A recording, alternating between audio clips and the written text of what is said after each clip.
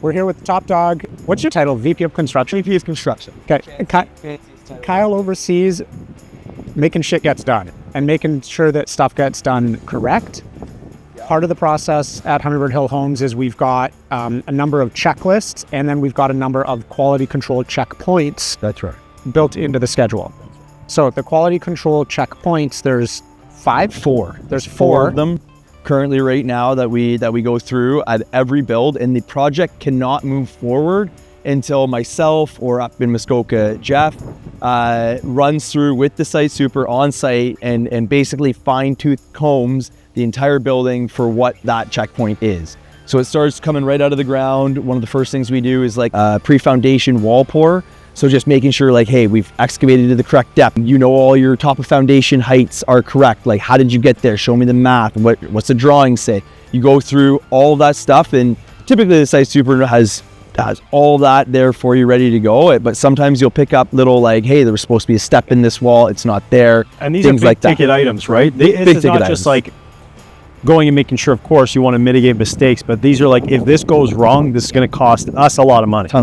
Yeah. Basically, the leadership team, we got together and we looked through and said, okay, when is it worth adding the burden of an extra set of checkpoints, right? So the site super is responsible for checkpoints throughout the project. Exactly. The project is their responsibility.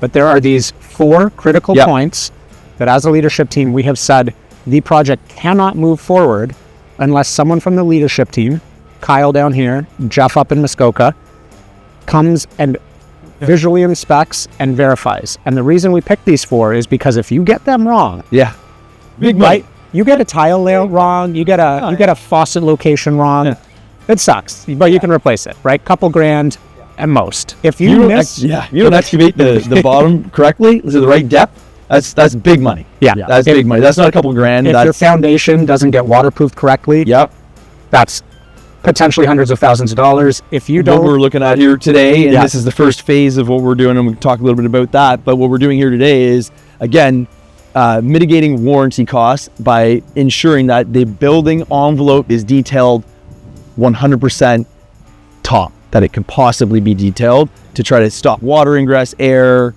vapor, all of that. And I love that you said mitigate warranty risk. And this is a really important thing when we talk about building science, detailing, all this kind of stuff. There's a ton of benefits: occupant comfort, fewer bugs, less like mold potential, all that kind of stuff. Kyle's mind went right to the business side of things. Oh yeah. If you build a good home, you massively reduce your warranty risk. And that is why everybody should be doing these things. I don't care if you agree with building science or not. You don't agree with global warming, like, let's not get into that. Doesn't matter. You do these things because it's going to save you money in the long term. It's going to protect you down the road from potential issues, water infiltration, potential building failures. The sustainability and longevity of the home ultimately in the end is what's most important to us, but along the way this is top of mind for us. And as a builder and a business, it's like you're looking out for your top dollar, but that is mutually beneficial to the client because you're making sure you're mitigating your warranty risk, which makes sure that the client has the best build possible. Exactly. I love that as well, because as a client, if you're assessing builders, if they're not worried about this kind of stuff, they're not caring about their warranty, which should be a red flag. Everybody can put fancy finishes in and make things look beautiful, right? Like you see a lot of builders being able to execute that, but when it comes to the actual nuts and bolts of the home, this is what is most important. Other companies can certainly learn from these processes. We're not going to sell coaching packages to people because I disagree with that. Not yet. We are going to provide a lot of these details for free on Project Network. We can't write processes for other companies. You need to know your systems. You need to develop your own processes. You need to develop them so that you understand how they work. What we can do is teach and instruct people on the framework, how to lay them out. Checklists are really just knowing your people. They're knowing the strengths and weaknesses. There's a number of standard things. Well, exactly. So when we built out these checklists, there is like hundreds and hundreds and hundreds of different people and trades that come through the homes to build these custom homes.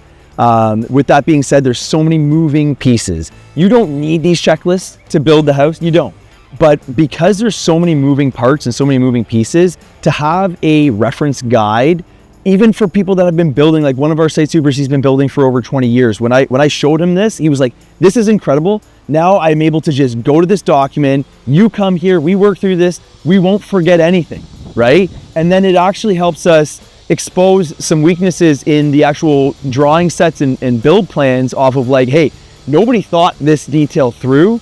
We've caught it, we're being proactive, we're getting on it earlier instead of standing there and going like, oh, what do we do now? And it's way too late because the insulator's already started to insulate and you don't have a plan forward, or it's happened and there's been a problem and now you're trying to fix a problem. You're essentially staying ahead of the problem. Trying to stay ahead of the problems as much as possible and being as proactive as possible. So that's making sure that you're spending less money fixing mistakes. Correct. While you're staying ahead of those mistakes. Yeah.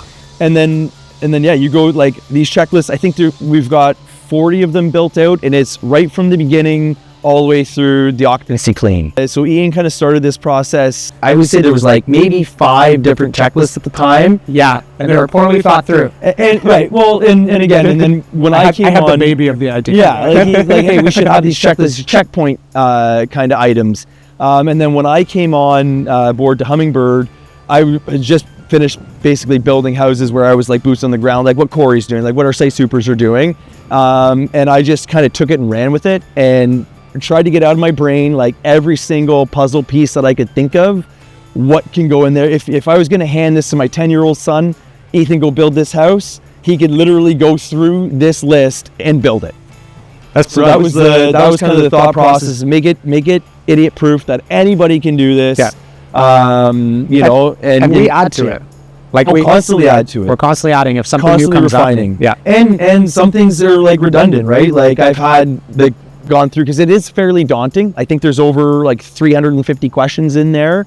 But I think some of it was like repetitive. So it was like making sure like, hey, that's already been asked. We don't necessarily need to ask it 4 times. Yeah. And important to note, those 350 questions are broken into 20 phases. 40 phases. 40 phases, and those phases are tied to our schedule. Correct. That have it. So each checklist has a due date that's built into the schedule. Right. So like your framing checklist should be done by, there's a dependency, I forget exactly which one it is, but exactly. And then again, so those are separate. We talk about those. Those are ever like ongoing through the entirety of the build. There might be a framing item that is left open from like the beginning of the frame almost to the very end because a detail hasn't been sorted out with the architect or designer or the client, right? So that is just an ongoing list that lives there throughout the entirety of the build, and we go back. What do we do with that checklist item if it doesn't get closed off? Well, we have to close it off to be able to build. So the framing checklist. We run through our framing checklist. So there's one item that will. So it goes into a site tracking list. So basically, we have, like I said, 40 different basically packages, scopes that we run through. Anything that comes off that checklist, it will go into a site tracking log, which then populates into our dashboard so that somebody like myself can see like, oh yeah, right, I was with Corey a week ago and we were talking about the fireplace. So that will live there until we close that item off. Yeah.